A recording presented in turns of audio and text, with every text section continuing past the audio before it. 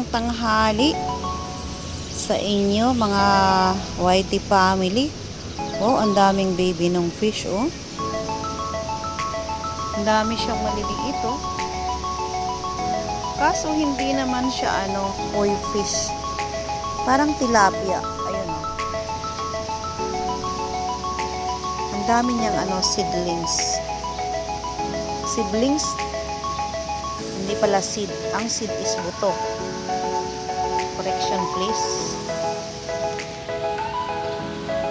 Ayan, ang dami yan lalaki. So, dito ko muna kayo igagala guys. So, dahil rest time ko naman, ay may janitor fish pa sa ilalim. Hindi ko ma-zoom kasi wait, ibaba ko yung aking dala-dala. Kasi guys, may hawak akong bumili ako ng pumpkins para sa aking alaga. So, hawak-hawak ko ngayon dahil wala akong dalang plastic. Tapos, hawak ko din yung wallet. Ang aking bag na dala is kasing laki lang ng phone size, gaya ng cellphone. Asan yung janitor? Nawala na? Nawala ng janitor fish. Kung kailan binaba ko na yung aking bit-bit. So, ayan guys, ang dami, oh. Ay, ang daming maliliit, oh. Ayan. Ay, ang laki, oh. Laki niya guys, oh. Dami. Tapos may pagong pa doon, lumalangoy-langoy. Ayun, oh. Ay, 3 pagong.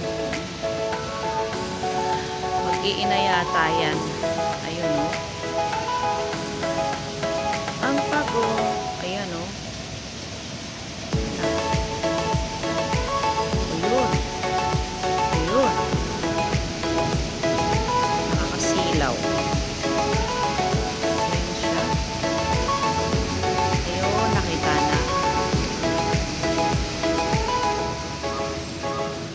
Ikot tayo doon sa kabila.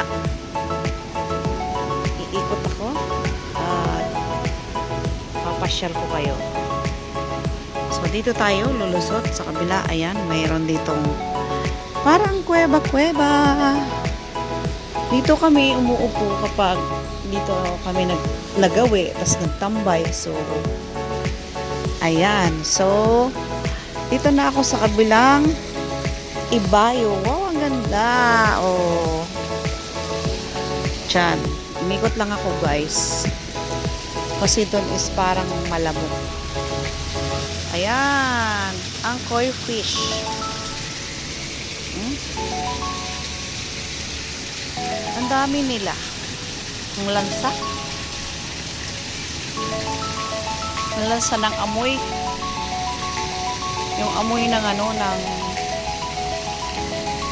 amoy ng tartero. Dami, oh. Lalaki. Dati po, ang nakalagay dito ay, ito yung opposite. Yung lotus. So, yan talaga ang dito, mga fish. So, tinakpan ng lotus, diba? Ayan na sila. Nagsilakihan na. Dami. May kumakagat sa binti ko. Parang lamok ata. Ang turtle na palutang-lutang. Ay, wala akong ibibigay na pagkain sa inyo. Ay, makati. Parang may mama. Kumpo pa dun sa kabilang gilid. Wow, ang dami, oh. Ang turtle. So, ang laki niya. Siguro mga 5 kilos. So, ayan din. Laki nila. Oh, kati ng binti ko. May nangangagat. Ay, 4 na turtle. Oh, ang dami. Ayan na. 5, 6, 7, 8, 10. Ayan na, ayan na. Ayun, sumisid na yung iba. Kami oh, doon ako galing sa kabilang yun. Wow, may ibon doon oh. May ibon doon guys oh. Sa kabila. Ibaba ko nga itong wallet ko. Ayun guys, nagtatago siya oh. Tahimik lang. Ayun oh. Ayun. Naku, kung sa Pilipinas ka at sa farm ka ni Apong, nahuli ka ng ibon ka. Shout out Apong. Ganda oh. Yun ako galing sa kabila. Umikot ako dyan sa may halaman na yan. So, ayan, para mas maganda. Ito po dati, may mga pagong doon sa ilalim. O bakit iba-iba yung bubong niya? Ay, bubong.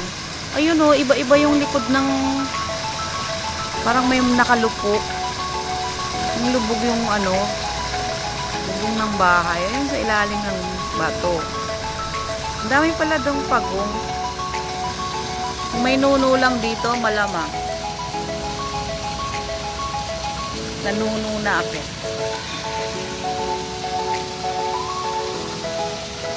So, at dahil ang dami-dami nila, ang ganda-ganda pa, shout out sa ibon na nakatago. Ayun. Laki, ang laki-laki oh. Ito, parang 5 kilo. Saka yun, yung white na yun. Andun pa yung isa, yung batik-batik.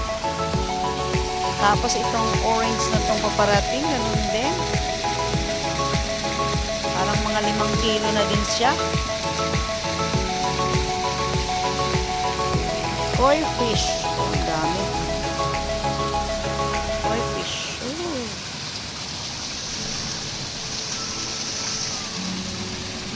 Dami guys, oh. Lalaki. Ganda doon sa ilalim na yun, malamig. Ganyan pala yung halaman na yan, tumatangkad. So, pag sa Pilipinas yan, baka ano, sabuhin na ng ahas, ng sawa, no? Oh, laki-laki ng isda.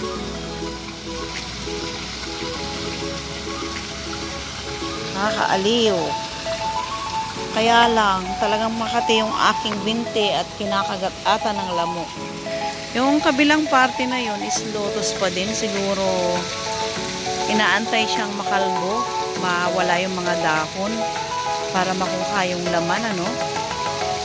Kasi yan po yung, ang laman niya is ginugulay or ilalagay sa soup.